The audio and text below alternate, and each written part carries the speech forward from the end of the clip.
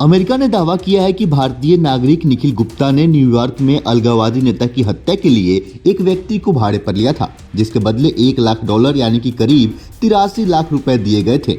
अमेरिकी कोर्ट में पेश दस्तावेजों के मुताबिक निखिल गुप्ता को भारत सरकार के एक कर्मचारी से निर्देश मिले थे। मीडिया रिपोर्ट्स में निखिल गुप्ता की उम्र 52 साल बताई जा रही है।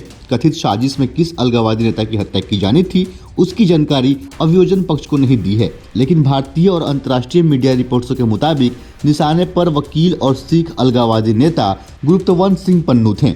अमेरिका इस मामले को शीर्ष स्तर पर भारत के सामने उठाया है। भारत के विदेश मंत्रालय के प्रवक्ता अरिंदम बागची ने एक बयान जारी कर कहा है कि भारत इन आरोपों को गंभीरता से ले रहा है। अरिंदम बागची ने एक प्रेस वार्ता में कहा कि इस अभियोग में किसी भारतीय अधिकारी का नाम नहीं है। बागची ने कहा, हम पहले ही बता चुके हैं, अमेरिका के साथ द्विपक्षीय सुरक्षा सहयोग पर वार्ता के दौरान अमेरिकी पक्ष ने कुछ इनपुट साझा किए थे जो संगठित अपराधियों, आतंकवादियों, हथियारों के कारोबारियों और अन्य के नेक्सस के बारे में थे। भारत ने इसकी जांच के लिए विशेष जांच समिति गठित की है। इससे पहले कनाडा ने सिख अलगाववादी नेता हरदीप सिंह निज्जर की हत्या में भारत के शामिल होने का आरोप लगाया था। ऐसे में सवाल है कि आखिर गुरप्तवंत सिंह पन्नू और निखिल गुप्ता कौन है, जिन्हें लेकर भारत को मुश्किलों का सामना करना पड़ सकता है। तो आइए जानते हैं कौन है गुरप्तवंत सिंह पन्नू। पेशे से वकील पन्नू का परिवार पहले पंजाब के नाथू चक गांव में रहता था, जो बाद में अमृतसर के पास खानकोट में बस गया। पन्नू के पिता महेंद्र सिंह पंजाब मार्केटिंग बोर्ड के सचिव थे।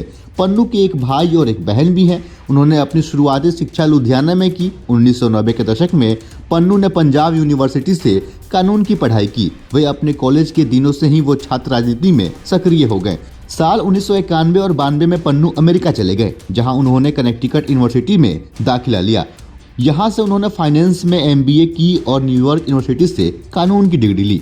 अमेरिका में पढ़ाई पूरी करने के बाद 2014 तक पन्नू ने न्यूयॉर्क में वॉल स्ट्रीट में सिस्टम विश्लेषक के रूप में काम किया। इस दौरान वे राजनीतिक रूप से भी सक्रिय रहे। लेकिन आइए जानते हैं कि क्या है वो मामला जिसको लेकर अभी अंतर्राष्ट्रीय और भारतीय मीडिया में इसकी खूब चर्चा हो रही है। क्या है सीक फॉर जस्टिस? साल 2007 में पन्नू ने सीक फॉर जस्टिस की स्थापना की थी। संगठन का पंजीकृत कार्यालय अमेरिका के वाशिंगटन में था। वहीं पन्नू न्यूयॉर्क के ऑफिस में काम करते हैं, जहां वे अपनी लॉ फर्म भी चलाते हैं। भारतीय पंजाब को आज़ाद कराने और खालिस्तान नारे के तहत पंजाबियों को आत्मनिर्णय का अधिकार दिलाने के लिए सीक फॉर जस्टिस ने रेफरेंडम 2020 अभियान शुरू किया था। इसके तहत पंजाब और दुनिया भर में रहने वाले सिखों को ऑनलाइन वोट करने के लिए कहा गया था, लेकिन वोटिंग से पहले ही भारत सरकार ने 40 वेबसाइटों को सीक फॉर जस्टिस और खालिस्तान समर्थक बताकर बैन कर दिया। यह संगठन खुद को मानवाधिकार संगठन बताता है, लेकिन भारत इसे आतंकवादी संगठन घोषित कर चुका है। इसके बाद पन्नू की धमकियां शुरू हो जाती है। 4 नवंबर को पन्नू ने एयर इंडिया विमान को निशाना बनाने की बात कही। इसके बाद पन्नू लगातार भारत को धमकियां दे रहा है। 4 नवंबर को एयर इंडिया विमान को निशाना बनाने की बात कही। 27 सितंबर ICC वर्ल्ड कप को टारगेट करने की बात। 21 सितंबर कनाडा के हिंदुओं को देश छोड़ने की धमकी दी।